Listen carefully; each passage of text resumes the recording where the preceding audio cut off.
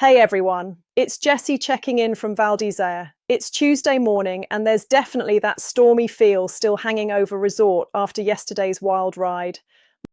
Monday really threw everything at us, from early avalanche work and staggered lift openings to closures up in Fornet and over towards Teen, and then those progressive shutdowns through the afternoon. The winds do look a touch lighter today, so there's a bit of hope in the air that we might squeeze in some more skiing than we managed yesterday. Snow continued steadily through the night here in town, with temperatures holding between -6 and -5 degrees Celsius.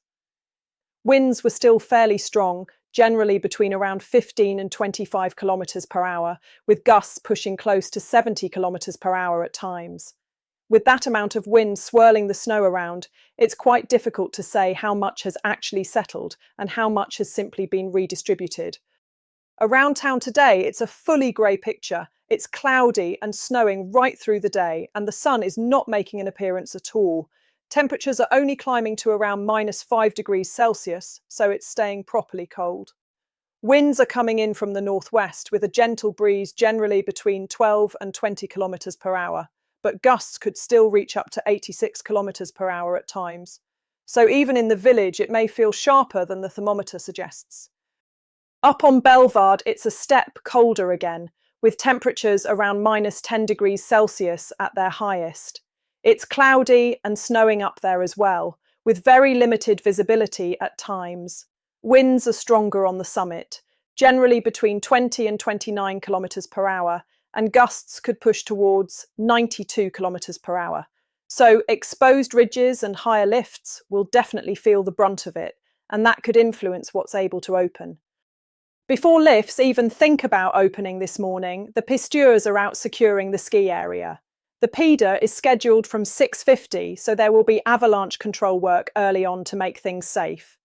After that, we're likely looking at progressive openings again and potentially progressive closures if conditions behave anything like they did yesterday. As of late Monday evening, the road to Fornet was closed from the Les Richards roundabout, so keep that in mind if you're heading that way.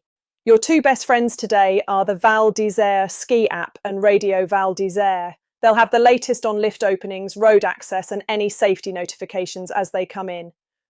And if you decide today's more of a spectating day than a skiing day, how about a little Olympic pub crawl? Not necessarily for the pints, although no judgment, but because most bars have the games on and are more than happy to switch a screen over if you ask.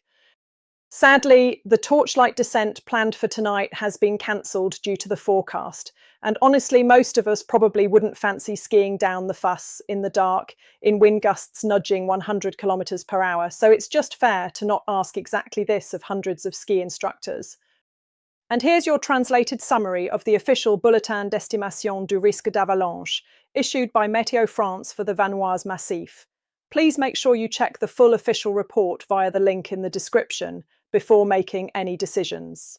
The avalanche risk is rated 4 out of 5, which means strong risk. Snowfall and wind are maintaining a very unstable snowpack. The accidental trigger risk remains at its maximum.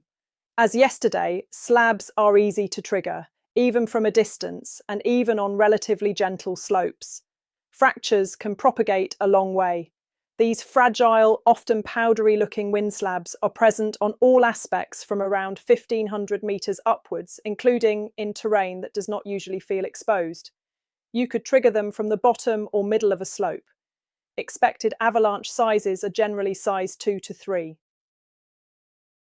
Higher up near ridgelines, the storm-force winds are transporting a lot of snow. Exposed crests are being scoured, while harder, thicker slabs are forming on leeward slopes.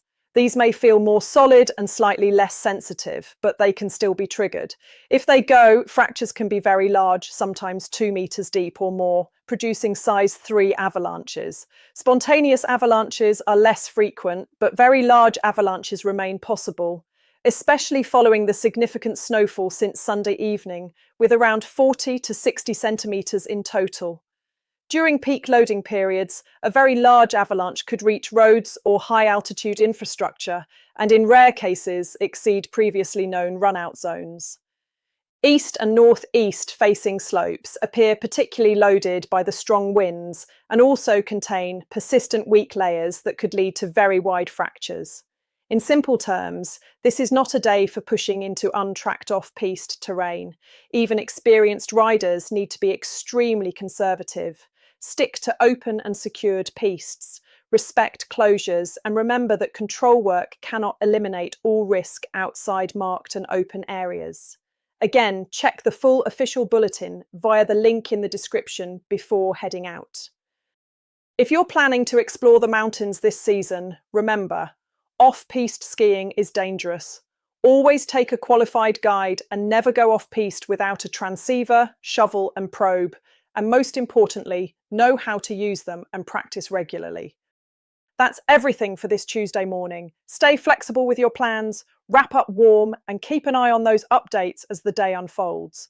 And if you spot anything happening in town or know of an event worth sharing, drop it in the comments and let us all know. Stay safe out there, and see you all tomorrow. If you're finding our updates useful, a like and a subscribe to the Val d'Isère online YouTube channel really helps to support what we do and reach more people who love the resort. For further information, piste reports, and events sponsored by Val d'Isère Tourism, please go to radiovaldisere.com, the local radio station with the most up-to-date information. Forecast information provided by medioblue.com, infoclimat.fr and mediofrance.fr. Conditions in the Alps can change quickly, so always check before heading out. Webcam pictures courtesy of the official Val d'Isère website valdisere.com.